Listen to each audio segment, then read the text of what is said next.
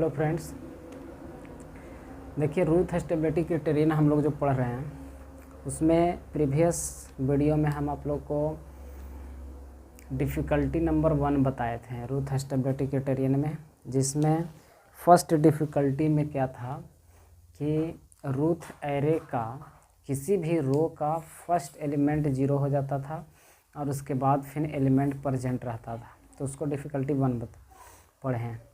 आज हम दूसरा एक और इसमें डिफ़िकल्टी आएगा, डिफ़िकल्टी नंबर 2। उसमें क्या होगा कि सभी एलिमेंट एक रो का सारा एलिमेंट 0 हो जाएगा।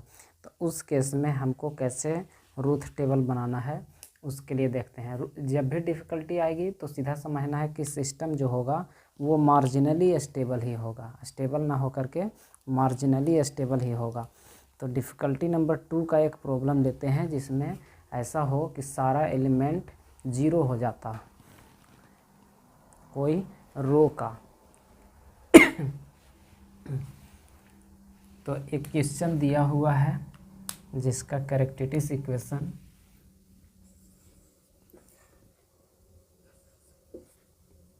QS इक्वल टू दिया हुआ है s to the power 6 plus 2s to the power 5 2s to the power 5 plus 8s to the power 4 8s to the power 4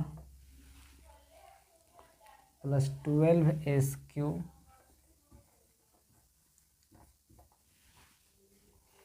plus 20s square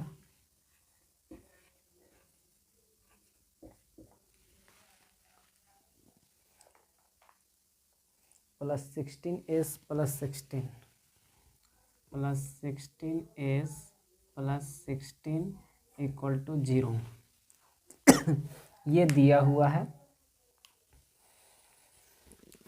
s to the power 6 plus 2s to the power 5 को 25 नहीं पढ़िएगा, 25 के power 5 नहीं है, 2s to the power 5 plus 8s to the power 5 plus 12s cube plus 20s square plus 16s plus 16 equal to 0।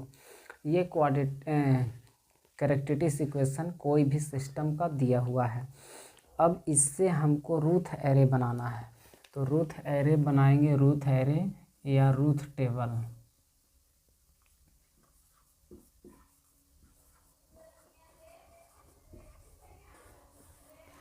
Ruth array बनाना है। देखिए Ruth array कैसे बनेगा।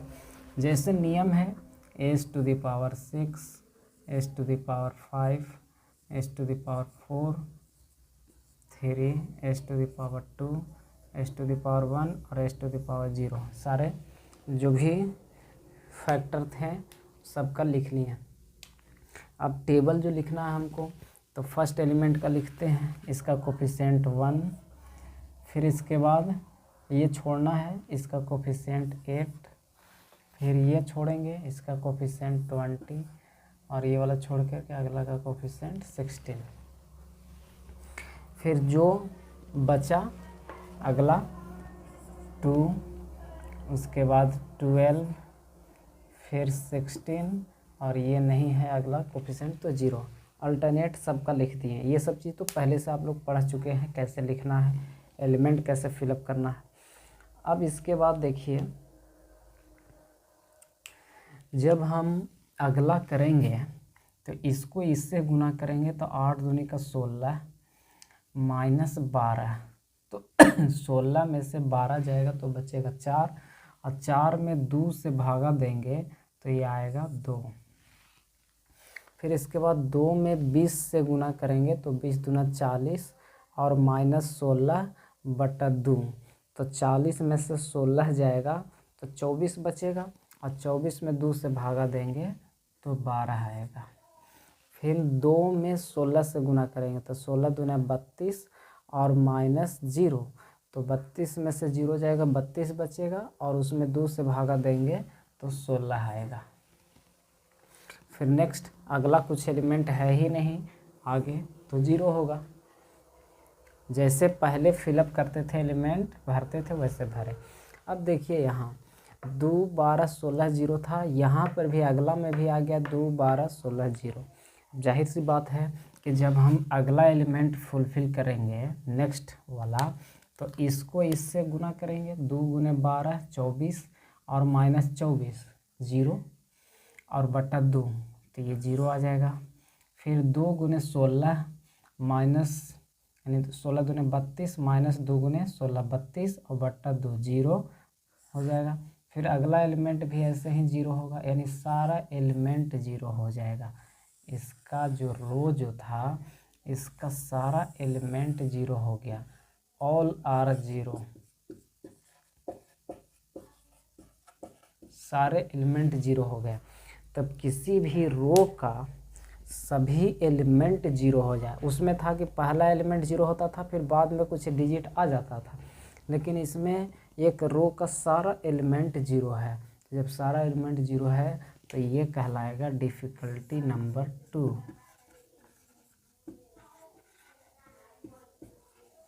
डिफ़िकल्टी नंबर 2, ये जो आया जनरेट हुआ वो डिफ़िकल्टी नंबर 2 कहलाया। तो डिफ़िकल्टी नंबर 2 जब हो गया कि किसी भी रूट हैरे बनाएं, पहले तो सबसे पहले इसका हम रूट हैरे बनाने से स्टेबिलिटी को चेक करने के लिए पहले 2 कंडीशन है वो फुलफ़िल देखेंगे कि करता है कि नहीं, यानी सारा एलिमेंट सेम साइन का है या नहीं, कोई भी कोफिशिएंट 0 तो नहीं है। तो ये दोनों चीज़ फुलफ़िल कर रहा है, तभी हम ये रूट टेबल की ओर बढ़ रहे हैं, रूट टेबल को चेक कर रहे हैं। तो ये सब होने के बाद पता चला यहाँ कि सभी एलिमेंट 0 हो गया। तो जब सारा एलिमेंट 0 हो गया तो आगे रूट टेबल तो बढ़ेगा ही नहीं, क्योंकि सब 0 0 आ जाएगा। तब इसलिए ये डिफ़िकल्टी 2 हुआ। अब इस डिफ़िकल्टी को दूर करने के लिए हमको क्या करना है कि पहले एक्जुलरी इक्वेशन लिखना है। अब एक्जुलरी इक्वेशन कैसे लिखेंगे वो लिखना है। तो एक्जुलरी इक्वेशन लिखने के लिए ये टेबल को हटा देते हैं, एक्जुलरी इक्वेशन पहले लिखना है।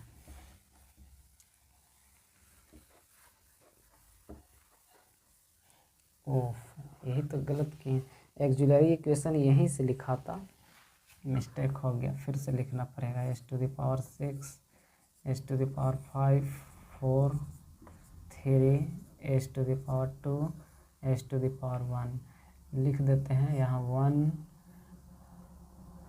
8 20 16, यहाँ था 2 12 16 0, यहाँ पे भी आया था 2 12 16 0 और इसके बाद 0 0 0 0 आया था ये। तो हमको एक्जुलरी इक्वेशन लिखना है।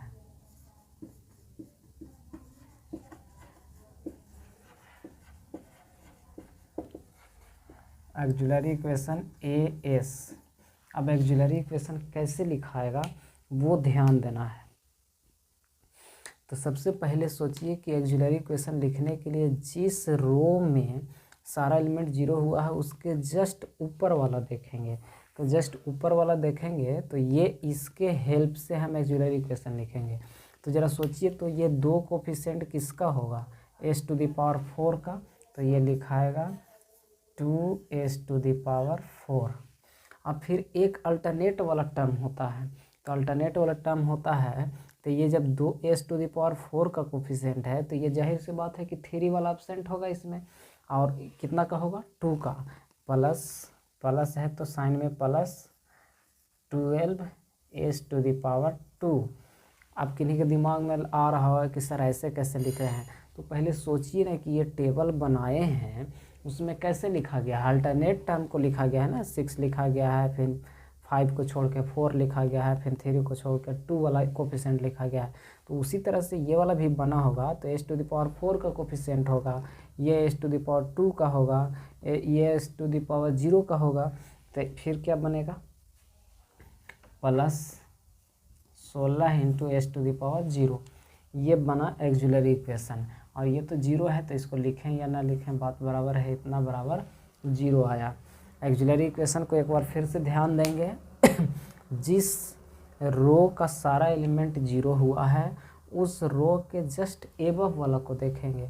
तो जस्ट एबव वाला को देखेंगे यहाँ पे, तब क्या होगा कि ये वाला कोफिशिएंट ये s⁴ के सामने है, तो 2 इंटू s⁴ प्लस एक अल्टरनेट वाला होता है तो 12 इंटू s⁴ होगा प्लस 60 इंटू s⁴, तो s⁴ का वैल्यू 1 होता है।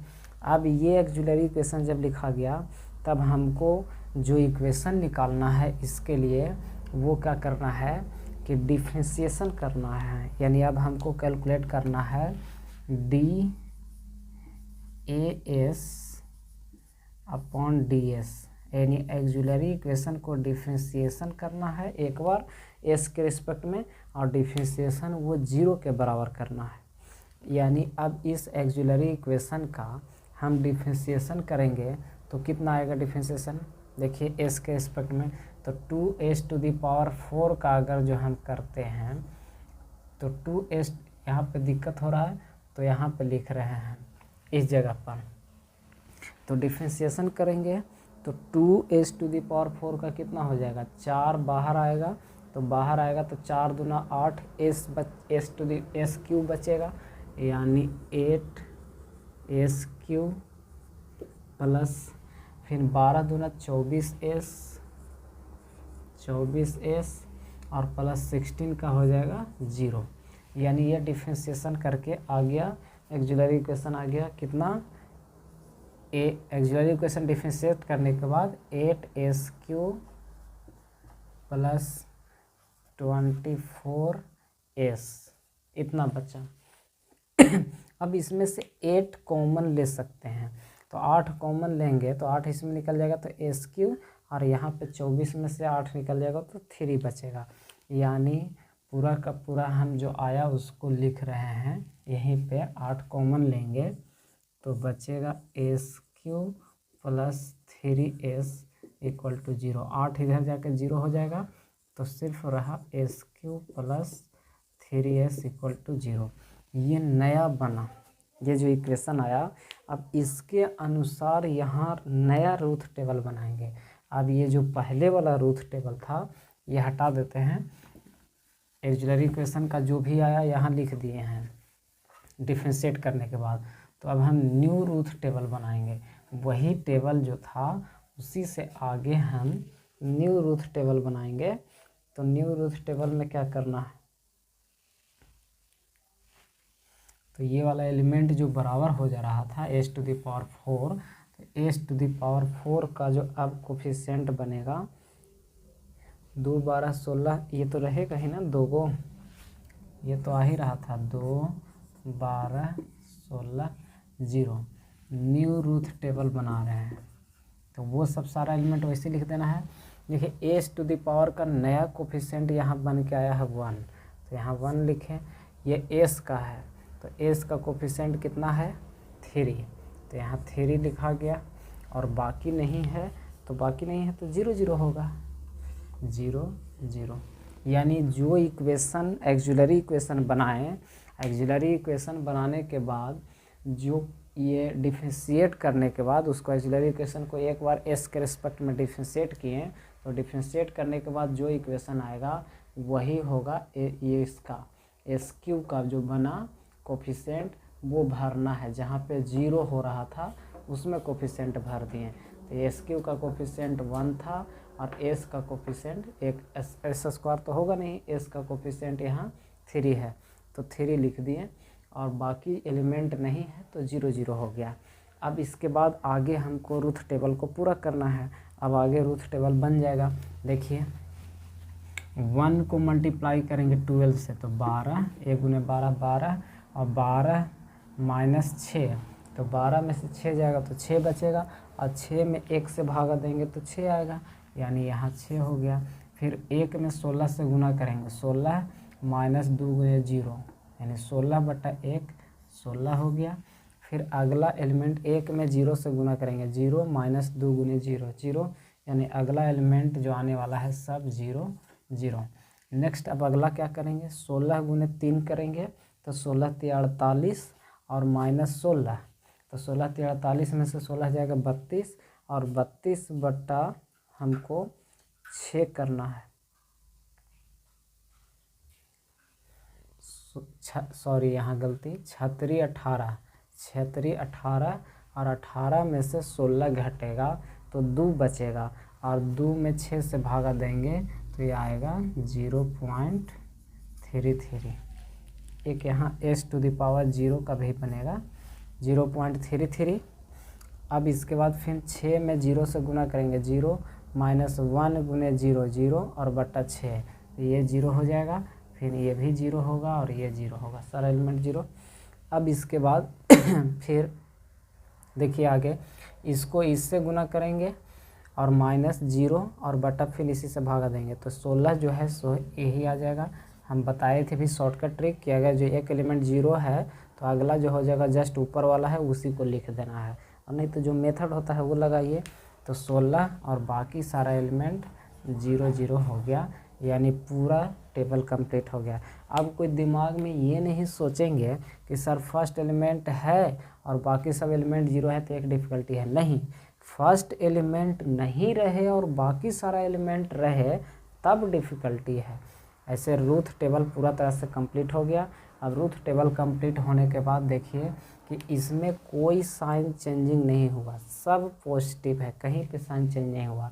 तो ऐसे तो सीधा हो गया कि सिस्टम स्टेबल है, लेकिन सिस्टम को आप स्टेबल न कह करके, क्योंकि डिफ़िकल्टीज में आ गया है इसलिए मार्जिनली स्टेबल कहेंगे, सिस्टम मार्जिनली स्टेबल होगा।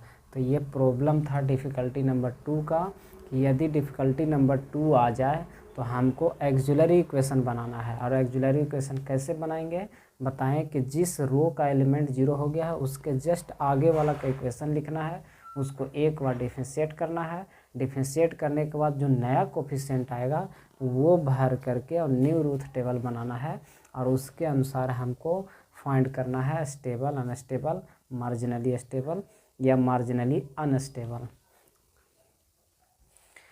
चलिए ये हो गया आपका डिफ़िकल्टी नंबर 2 का प्रॉब्लम। इस तरह से जितना भी प्रॉब्लम डिफ़िकल्टी 2 का आएगा हम समझते हैं आप लोग बना लीजिएगा। यही मेथड था, 2 ही डिफ़िकल्टी था इसमें, कैरेक्टरिस्टिक्स इक्वेशन में, कैरेक्टरिस्टिक्स इक्वेशन के हेल्प से स्टेबिलिटी को फाइंड करने में 2 डिफ़िकल्टी था। डिफ़िकल्टी नंबर 1 जिसको प्रीवियस वीडियो में बताए थे, और डिफ़िकल्टी नंबर 2 जिसको अब आज बता रहे हैं।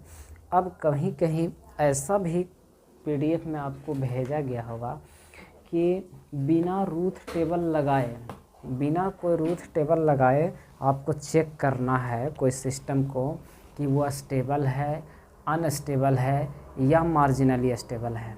चेक करना है, चेक स्टेबल, अनस्टेबल और marginally stable.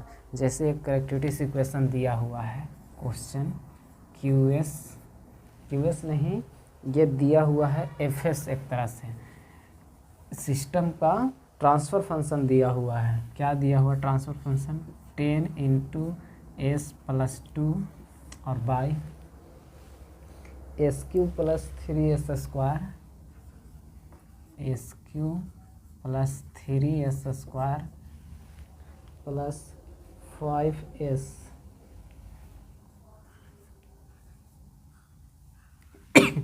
s³ + 3s² + 5s ये दिया हुआ है। तो अब देखिए कैरेक्टरिस्टिक्स इक्वेशन क्या होता है, कोई भी ट्रांसफ़र फंक्शन का डिनोमिनेटर वाला टर्म इक्वेशन के फॉर्म में रहता है और उसको 0 के बराबर इक्वेट करते हैं, वही कैरेक्टरिस्टिक्स इक्वेशन होता है।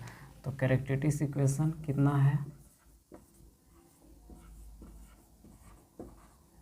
कैरेक्टरिस्टिक्स इक्वेशन बराबर हो गया s³ + 3s² + 5s = 0। ये कैरेक्टरिस्टिक्स इक्वेशन हो गया। अब इसको हम क्या कर सकते हैं, सब में से s कॉमन ले लेते हैं। पहले s कॉमन हो सकता है तो s कॉमन लिए तो s² + 3s + 5 = 0। ये s जाकर के उधर 0 हो जाएगा, यानी फाइनल बचा। अब इसका वैल्यू निकालेंगे तो 3 वैल्यू आएगा। ये नहीं सोचिए कि s जाके उधर 0 हो गया तो 2 ही वैल्यू निकलेगा, नहीं, इसका एक वैल्यू आ गया s = 0 और एक क्या करेंगे s² + 3s + 5 = 0, दोनों का 0 के बराबर कर दिए। अब इसका वैल्यू एक तो s = 0 आ गया, अब 2 वैल्यू इससे आएगा, 2 कोफिशिएंट।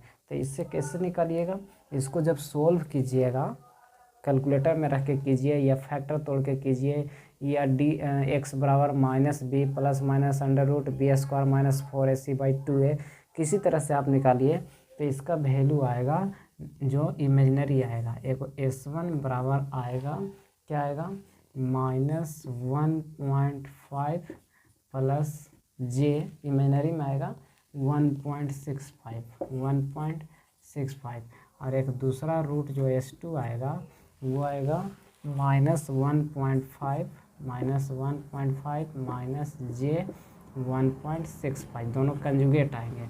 ये दो वैल्यू आ गए, यानी s का एक वैल्यू यहाँ आ गया और दो s1 s2 यहाँ आ गया। तो आप इसको s2 s3 भी लिख सकते हैं। 3 गो s का वैल्यू आ गया, यानी पोल आ गया 3 गो। अब हमको इसको थोड़ा सा एस प्लेन पर एनालिसिस करना है, देखना है। तो हम एस प्लेन यहीं पे बना देते हैं, स्टेबिलिटी प्लेन बना देते हैं। थोड़ा सा छोटा ही फिगर रहेगा। एस प्लेन बना दिए हैं। ये रियल एक्सिस हो गया और ये इमेजिनरी एक्सिस हो गया। अब इसको जब प्लॉट करेंगे तो प्लॉट करने पर देखिए तो s बराबर 0 जो है यहाँ पे आ गया, जहाँ पे है पोल को उसको क्रॉस से दिखा रहे हैं। एक s बराबर 0 हो गया जो ओरिजिन पर हो गया। फिर दूसरा है s बराबर -1.5 रियल पार्ट और j 1.65। तो रियल पार्ट निगेटिव में इधर आएगा और j 0.15। सपोज दैट ये मानते हैं यहाँ पर पॉइंट जो है यह है -1.5 प्लस j 1.65, ये पॉइंट किए। और दूसरा जो बनेगा जस्ट इसका कंजुगेट, ये दूसरा पॉइंट जो होगा s2 ये हो गया -1.5 और -j 1.65, यानी j का वैल्यू निगेटिव इधर होगा और x का वैल्यू भी निगेटिव इधर ही होगा, यानी दूसरा पोल यहाँ पर बना दिए। यानी s1 s2 s3 तीनों प्लॉट कर दिए। अब यहाँ से पता चल रहा है कि दो पोल जो हैं वो जिसका रियल पार्ट निगेटिव है, यानी वो लाइज कर रहा है left half of the S plane. तो अगर जो दो ही पोल रहता और दोनों pole left half of the S plane lies करता तो सिस्टम कम्प्लीटली स्टेबल हो जाता। सिस्टम क्या होता, स्टेबल होता। लेकिन यहाँ पे एक पोल ओरिजिन पर भी है। तो जब एक पोल ओरिजिन पर, हम लोग पढ़े हैं कि यदि पोल जो है एक्स एक्सिस के यानी एस प्लेन के left half of the S plane अगर जो लाइज करे तो सिस्टम स्टेबल होता है। राइट में अगर जो पोल एक भी लाइज कर जाएगा एस प्लेन के right half of the S plane तो सिस्टम अनस्टेबल हो जाएगा। और यदि ओरिजिन पर या फिर इमेजिनरी एक्सिस पर ही कोई पोल लाइज करता है तो उस केस में सिस्टम मार्जिनली स्टेबल होगा। तो ये दोनों पोल तो बता रहा है कि स्टेबल होगा क्योंकि left half of the S plane है, लेकिन एक पोल यहाँ पर भी लाइज कर जा रहा है ओरिजिन पर यानी इमेजिनरी एक्सिस पर भी है, इसलिए सिस्टम मार्जिनली स्टेबल होगा। यानी इस सिस्टम को हम बोलेंगे मार्जिनली स्टेबल। ये जीरो नहीं, इमेजिनरी एक्सिस पर कोई पोल नहीं लाइज करता तो सिस्टम कम्प्लीटली एब्सोल्युटली स्टेबल होता। लेकिन एक पोल लाइज कर जा रहा है ओरिजिन पर थी इमेजिनरी एक्सिस पर, इसलिए सिस्टम मार्जिनली स्टेबल हो गया। तो इस तरह से बिना रूथ टेबल लगाए अगर जो आपको स्टेबिलिटी चेक करने के लिए कहता है तो आपको यही करना है कि जो इक्वेशन है उस इक्वेशन को सॉल्व करना है और सॉल्व करके एस का वैल्यू निकालना है, उसको एस प्लेन पर प्लॉट करना है और देखना है हमको कि वो left half of the S plane है या right half of the S plane है। अगर जो left half of the S plane सारा पोलराइज करेगा तो वो सिस्टम कम्प्लीटली स्टेबल होगा। यदि एक भी pole right half of the S plane चला जाएगा तो वो सिस्टम अनस्टेबल होगा और इमेजिनरी एक्सिस पर पोल लाइज करेगा तो सिस्टम मार्जिनली स्टेबल होगा। ये चेक करने के लिए है जो क्वेश्चन आपको पीडीएफ में प्रोवाइड किया गया है। एक क्वेश्चन हम और थोड़ा सा बता देते हैं एक टाइप का, जिसमें क्या करना है कि रेंज निकालना होता है। देखिए रेंज निकालने वाला भी प्रॉब्लम बता ही देते हैं।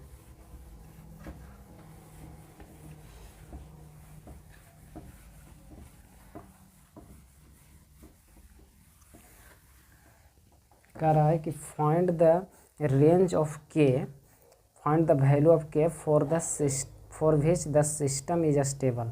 जैसे एक क्वेश्चन दिया हुआ है, प्रॉब्लम नंबर 1, कैरेक्टरिस्टिक्स इक्वेशन दिया हुआ है S cube plus 3k square plus k plus 2 into S plus 4 equal to 0। यानी ये सिस्टम कह रहा है कि पहले से अनस्टेबल है, लेकिन k का वैल्यू क्या रखा जाए, k का वैल्यू इस इक्वेशन में क्या रखें जिससे ये सिस्टम स्टेबल हो जाए, वो वैल्यू फाइंड करना है हमको। तो उसके लिए फिर से रूथ टेबल बनाएंगे। तो Routh table S cube S square S to the power 1 और S to the power 0। S cube का कोफिशिएंट कितना लिखाएगा, तो एस क्यू का कोफिशिएंट 1, फिर अगला ये छोड़ेंगे, इसका कोफिशिएंट है k प्लस 2 और अगला का कोफिशिएंट नहीं है तो 0। फिर नेक्स्ट इसका लिखेंगे 3, फिर यहाँ पे 4 और नेक्स्ट नहीं है तो 0 लिखें। अगला 0 लिखें भी या नहीं भी लिखें, कोई दिक्कत नहीं हो। अब देखिए ये वाला को ना भी लिखें तो कोई दिक्कत नहीं है, इसको हटा ही देते हैं, कोई दिक्कत नहीं है। अब इसका जब करेंगे हम तो ये गुना होगा तो हो जाएगा 3 इंटू के प्लस 2 माइनस 4 गुने 1 4 और बट्टा में 3। अगला एलिमेंट तो है ही नहीं, तो इसके सामने वाला एलिमेंट हो जाएगा 0, यानी इसके जगह पर। फिर नेक्स्ट अगला जो है इसको इसमें गुना करेंगे, फिर माइनस 0 करेंगे, फिर इससे भागा देंगे तो यही चीज़ आ जाएगा, यानी अगला 4 रहेगा, बाकी फिर नहीं है। तो अब हमको इक्वेशन जो बना इसको थोड़ा सा अगर जो दिक्कत लग रहा है तो इसको थोड़ा छोटा कर देते हैं, यानी कि ऐसा लग रहा होगा कि सामने सामने नहीं लिखा गया है। यहाँ पे आएगा 3 इंटू के प्लस 2 माइनस 4/3 और यहाँ पे 0। अब अगला एलिमेंट यहाँ 4 रहेगा। तो अब हमको देखना है कि इसमें ये रूथ टेबल का फर्स्ट कॉलम, तो रूथ टेबल का फर्स्ट कॉलम के लिए क्या होना चाहिए, ये पॉजिटिव है, ये पॉजिटिव है, ये पॉजिटिव है, तो ये वाला भी वैल्यू ऐसा हो कि पॉजिटिव हो जाए। यदि ये वैल्यू भी पॉजिटिव हो जाएगा तब क्या होगा,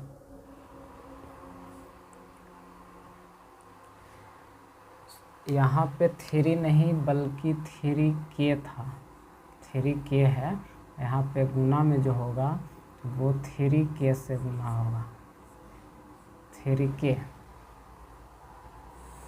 तो अब देखिए कि हमको दो से चीज़ से पता चल रहा है, ये पॉजिटिव है, ये भी पॉजिटिव है। अगर जो किसी तरह से k का वह वैल्यू रखें जिससे ये भी वैल्यू पॉजिटिव हो जाए, ये भी वैल्यू पॉजिटिव हो जाए, तो रूथ एरे के फर्स्ट कॉलम में कोई साइन चेंजिंग नहीं होगा और सिस्टम स्टेबल होगा।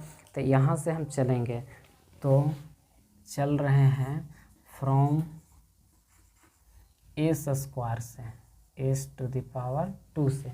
तो एस टू द पावर 2 में क्या है कि इसको हमको पॉजिटिव बनाना है, यानी पॉजिटिव बनाना है, इसका मतलब इसका वैल्यू 0 से ज़्यादा होना चाहिए। पॉजिटिव कहने का मतलब ये 3k को हमको पॉजिटिव बनाना है, तो 3k को पॉजिटिव बनाने के लिए क्या करेंगे, 3k ग्रेटर देन 0 होना चाहिए, ये नहीं करेंगे।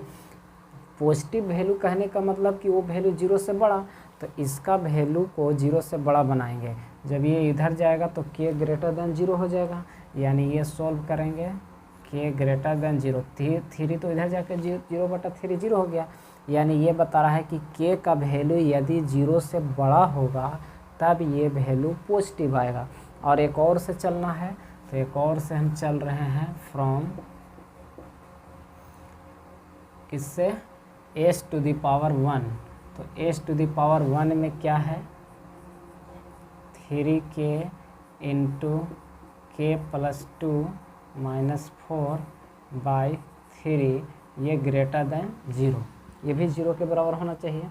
तो आप देखिए गुना करेंगे इसको, तो 3 जाके यहाँ 3 नहीं बल्कि 3k रहेगा, 3k से भागा दिया जाएगा तो 3 के इधर जाके तो 0 हो गया, यानी बचा कितना अब, तो बचेगा 3k into k plus 2 minus 4 greater than 0।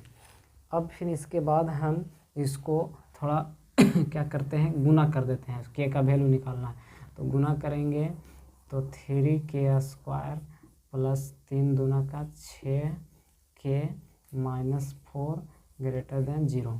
अब ये क्वाड्रेटिक इक्वेशन आ गया, तो क्वाड्रेटिक इक्वेशन आएगा तो इसको सोल्व करेंगे कैलकुलेटर में रख के या जैसे फैक्टर तोड़ करके, तो एक k का वैल्यू आएगा वो ग्रेटर देन, यानी k जो भी आए k का वैल्यू 2 गो आएगा k का वैल्यू, तो दोनों तो इक्वल टू 0 नहीं है तो ग्रेटर देन रहेगा। k का वैल्यू एक आएगा 0 ग्रेटर देन 0.527 और एक k का वैल्यू आएगा वो आएगा -2.527, यानी जैसे कि x का वैल्यू निकालते थे उसी तरह से 2 गो वैल्यू आएगा k का, तो दोनों को ग्रेटर लेना है तो 0.527 और ये आ गया -2.527।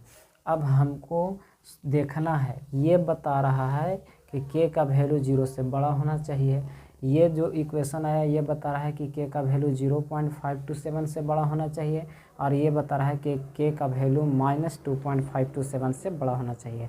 तब देखिए इसको नंबर लाइन पर बनाएंगे, नंबर लाइन पर दिखाने के लिए, और जो वैल्यू कॉमन रहेगा उसी को लेंगे, जैसे आप लोग रेंज वगैरह बनाते थे उसके जैसा नंबर लाइन पर कोई दिखाते थे। तो ये हम नंबर लाइन बना दिए और नंबर लाइन में देखिए कि बीच में 0 लिए, k का वैल्यू कहाँ से कहाँ तक है 0 है, और फिर 0.527, तो 0.527 तो पॉजिटिव वैल्यू है इधर होगा 0.527 और ये -0.257 है तो माइनस इधर होगा -2.527, ये वैल्यू इधर दिखा दिए जहाँ जहाँ पर भी होगा। अब फर्स्ट कह रहा है कि k का वैल्यू 0 से बड़ा होगा, तो k का वैल्यू 0 से बड़ा यानी इसका रेंज लाइज कर रहा है इधर 0 से बड़ा, यानी कितना भी बड़ा इन्फिनाइट तक जाएगा। फिर अगला कह रहा है कि k का वैल्यू जो है 0.527 से बड़ा, तो k का वैल्यू 0.527 ये है, k का वैल्यू 0.527 से बड़ा, इन्फिनाइट तक कोई भी वैल्यू जा सकता है। और तीसरा एक कह रहा है कि k का वैल्यू -2.527 से बड़ा, k का वैल्यू -2.527 से बड़ा। अब ज़रा बताइए कि कौन सा वैल्यू है जो तीनों में लाइज कर रहा है। ये वैल्यू इसमें जो है 0.257 से, तो ये दोनों वैल्यू नहीं इसमें आ रहा है। जब 0 से बड़ा ले रहे हैं तो ये वाला वैल्यू नहीं आ रहा है। जब हम यहाँ से लेंगे इस जगह से 0.527 से, तो इसमें तीनों का आ रहा है, तो जो तीनों में कॉमन है उसी को हमको कैलकुलेट करना है। तो तीनों में वैल्यू आ रहा है कि k का वैल्यू 0.527 से बड़ा होना चाहिए, यानी फाइनल आंसर हमारा आया कि k का वैल्यू ग्रेटर होना चाहिए 0.527 से। तो इसको रेंज के फॉर्म में कैसे लिखेंगे, तो 0.527 से बड़ा और लास्ट इधर जाएगा इन्फिनिटी, तो इन्फिनिटी से छोटा। तो रेंज ऑफ k हम जो लिखेंगे, रेंज ऑफ k यानी k का रेंज कहाँ से कहाँ लाइज करना चाहिए,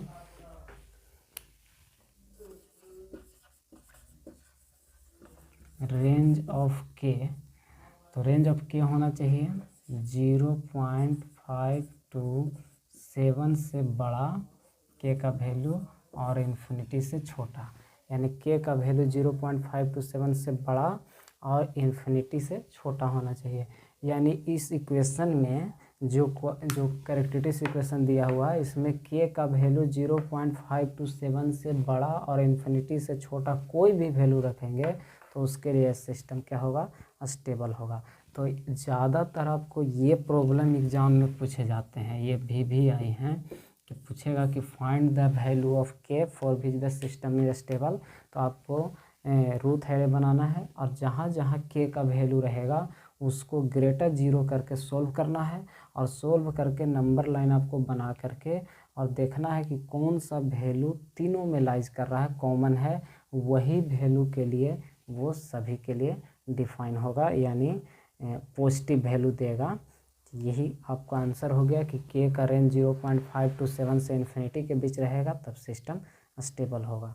नेक्स्ट, ये टॉपिक लगभग अब आपका ख़त्म हो गया है। दो चार गो प्रॉब्लम और इसमें बताएंगे, उसके बाद ये आपका चैप्टर रूथ स्टेबिलिटी क्राइटेरियन शायद ख़त्म नहीं, इसमें रूथ हर्विज भी पढ़ना है, तो रूथ हर्विज अगले क्लास में बताया जाएगा। Thank you.